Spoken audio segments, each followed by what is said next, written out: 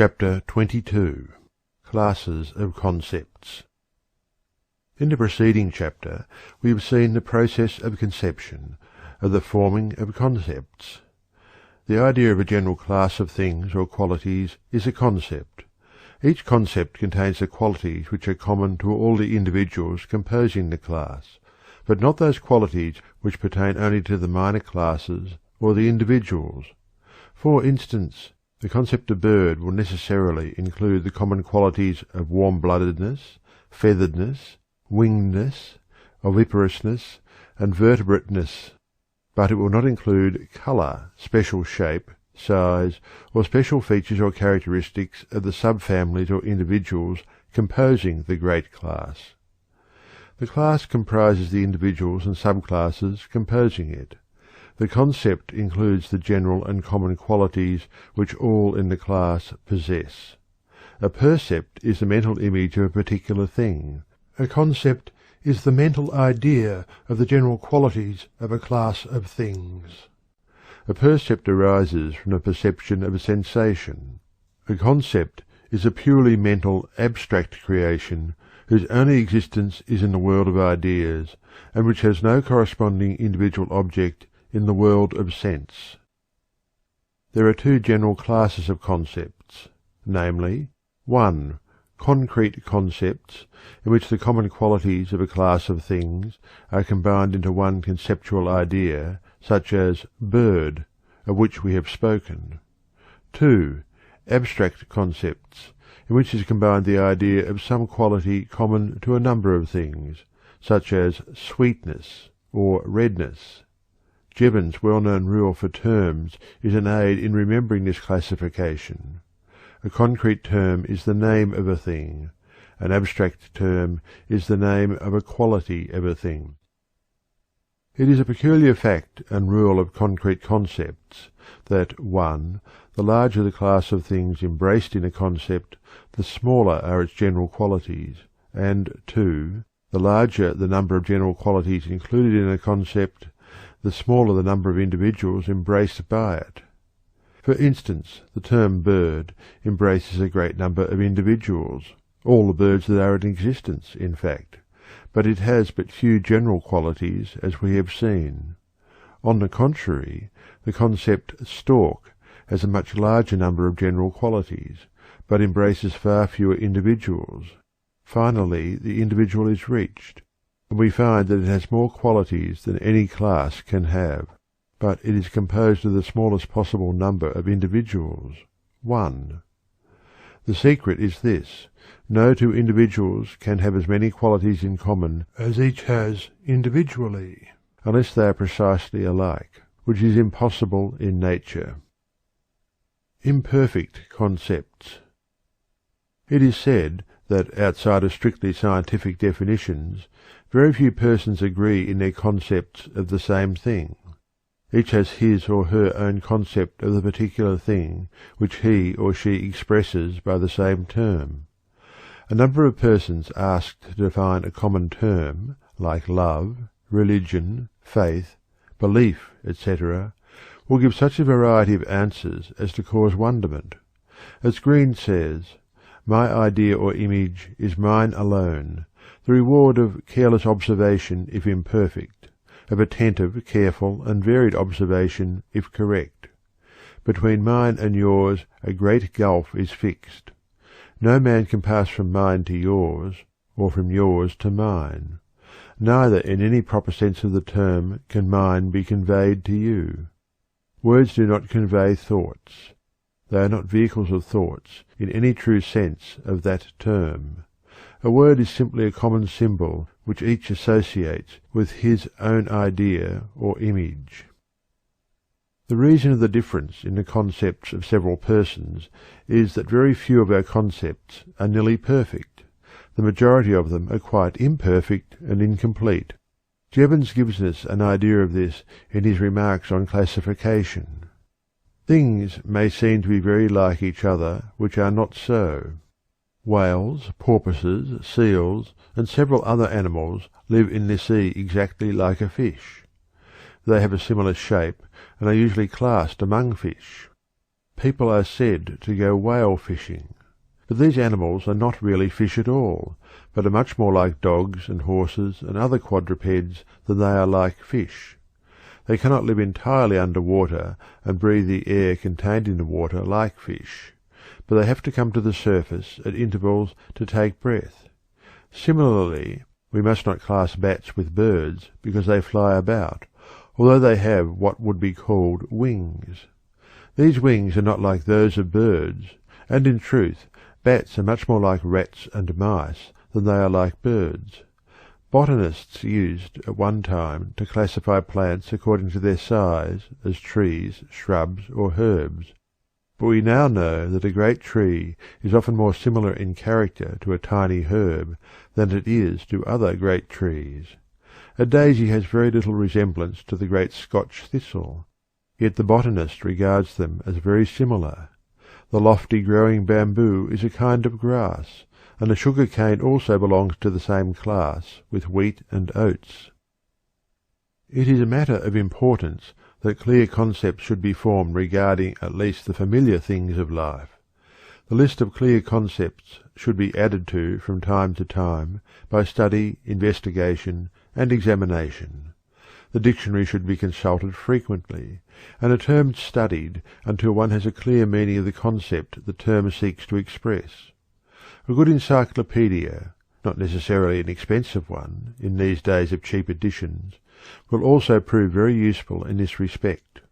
As Halleck says, it must be borne in mind that most of our concepts are subject to change during our entire life, that, at first, they are made only in a tentative way, that experience may show us, at any time, that they have been erroneously formed, that we have abstracted too little or too much, have made the class too wide or too narrow, or that here a quality must be added, or there one taken away.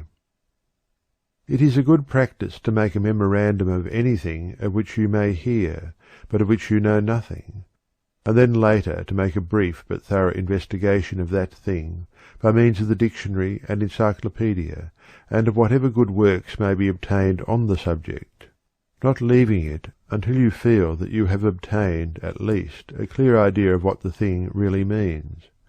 A half-hour each morning devoted to exercise of this kind will result in a wonderful increase of general information. We have heard of a man who made a practice of reading a short article in the encyclopedia every evening, giving reference to subjects generally classed as familiar. In a year he made a noticeable advance in general knowledge as well as habits of thought.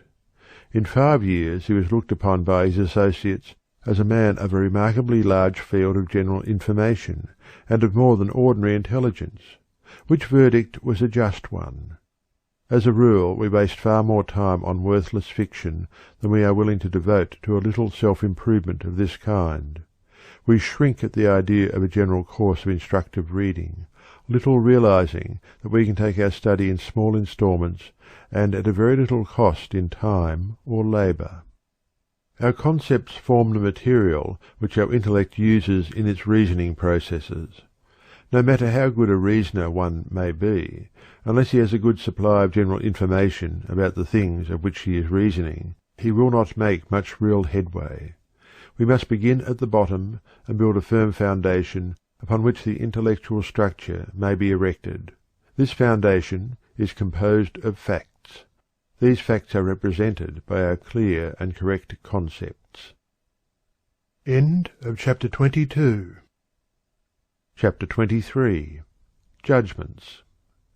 We have seen the several steps of the mental process whereby simple sensations are transformed into percepts and then into concepts or general ideas.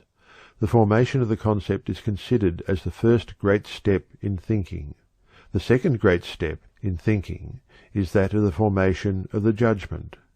The definition of judgment, as the term is used in logic, is the comparing together in the mind of two ideas of things and determining whether they agree or disagree with each other, or that one of them does or does not belong to the other. Judgment is, therefore, A, affirmative, or B, negative, as A, snow is white, or B, all white men are not Europeans. What in logic is called a proposition is the expression in words of a logical judgment. Hislop defined the term proposition as follows: any affirmation or denial of an agreement between two conceptions. For instance, we compare the concepts sparrow and bird, and find that there is an agreement, and that the former belongs to the latter. This mental process is a judgment. We then announce the judgment in the proposition, "The sparrow is a bird." In the same way we compare the concepts bat and bird, find that there is a disagreement, and form the judgment that neither belongs to the other, which we express in the proposition, "The bat is not a bird."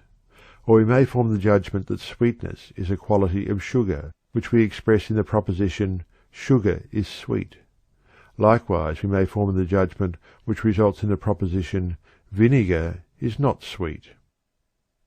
While the process of judgment is generally considered as constituting the second great step of thinking, coming after the formation of the concept, and consisting of the comparing of concepts, it must be remembered that the act of judging is far more elementary than this, for it is found still farther back in the history of thought processes. By that peculiar law of paradox, which we find everywhere operative in mind processes, the same process of forming judgments which has been used in comparing concepts has also been used in forming the same concepts in the stage of comparison. In fact, the result of all comparison, high or low, must be a judgment. Halleck says, "Judgment is necessary in forming concepts. When we decide that a quality is or is not common to a class, we are really judging. This is another evidence of the complexity and unified action of the mind." Brooks says, "The power of judgment is of very great value in its products. It is involved in or accompanies every act of the intellect, and thus lies at the foundation of all intellectual activity. It operates directly in every act of the understanding, and even aids the other faculties of the mind in completing their activities and products. Strictly speaking, every intelligent act of the mind is accompanied with a judgment. To know is to discriminate, and therefore to judge. Every sensation or cognition involves a knowledge, and so a judgment that it exists. The mind cannot think without judging. To think is to judge. Even in forming the notions which judgment compares, the mind judges. Every notion or concept implies a previous act of judgment to form it. In forming a concept, we compare the common attributes before we unite them, and comparison is judgment. It is thus true that every concept is a contracted judgment, every judgment an expanded concept. It is needless to say that as judgments lie at the base of our thinking, and also appear in every part of its higher structure, the importance of correct judgment in thought cannot be overestimated. But it is often very difficult to form correct judgment even regarding the most familiar things around us. Halleck says, "In actual life, things present themselves to us with their qualities disguised or obscured by other conflicting qualities. Men had, for ages, seen burning substances and had formed a concept of them. A certain hard, black, stony substance had often been noticed, and a concept had been formed of it. This concept was imperfect, but it is very seldom that we meet with perfect, sharply defined concepts in actual life. So it happened that for ages the concept of burning substance was never linked by judgment to the concept of stone coal. The combustible quality in the coal was overshadowed by its stony attributes. Of course, stone will not burn, people said. One cannot tell how long the development of mankind was retarded for that very reason. England would not today be manufacturing products for the rest of the world had not someone judged coal to be a combustible substance. Judgment is ever silently working and comparing things that to past ages seemed dissimilar, and it is constantly abstracting and leaving out of the field of view those qualities which have simply served to obscure the point at issue. Gordy says, "The credulity of children is proverbial. But if we get our facts at first hand, if we study the living, learning, playing child, we shall see that he is quite as remarkable for incredulity as for credulity. The explanation is simple. He tends to believe the first suggestion that comes into his mind, no matter from what source. And since his belief is not the result of any rational process, he cannot be made to disbelieve it in any rational way. Hence it is that he is very credulous about any matter about which he has no ideas. But let the idea once get possession of his mind, and he is quite as remarkable for incredulity as before for credulity. If we study the larger child, the man with the child's mind, an uneducated man, we shall have the same truth forced upon us. If the beliefs of men were due to processes of reasoning, where they have not reasoned, they would not believe. But do we find it so? Is it not true that the men who have the most positive opinions on the largest variety of subjects, so far as they have ever heard of them, are precisely those who have the least right to them? Socrates, we remember, was counted the wisest man in Athens because he alone resisted his natural tendency to believe in the absence of evidence. He alone would not delude himself with the conceit of knowledge without the reality. And it would scarcely be too much to say that the intellectual strength of men is in direct proportion to the number of things they are absolutely certain of. I do not, of course, mean to intimate that we should have no opinions about matters that we have not personally investigated. We take, and ought to take, the opinion of some men about law, and others about medicine, and others about particular sciences, and so on. But we should clearly realize the difference between holding an opinion on trust and holding it as a result of our own investigations. Brooks says, "It should be one of the leading objects of the culture of young people to lead them to acquire the habit of forming judgments. They should not only be led to see things, but to have opinions about things. They should be trained to see things in their relations, and to put these relations into definite propositions. Their ideas of objects should be worked up into thoughts concerning the objects. Those methods of teaching are best which tend to excite a thoughtful habit of mind that notices the similitudes and diversities of objects and endeavours to read the thoughts which they embody and of which they are the symbols." The study of logic, geometry, and the natural sciences is recommended for exercise of the faculty of judgment and the development thereof. The study and practice of even the lower branches of mathematics are also helpful in this direction. The game of checkers or chess is recommended by many authorities.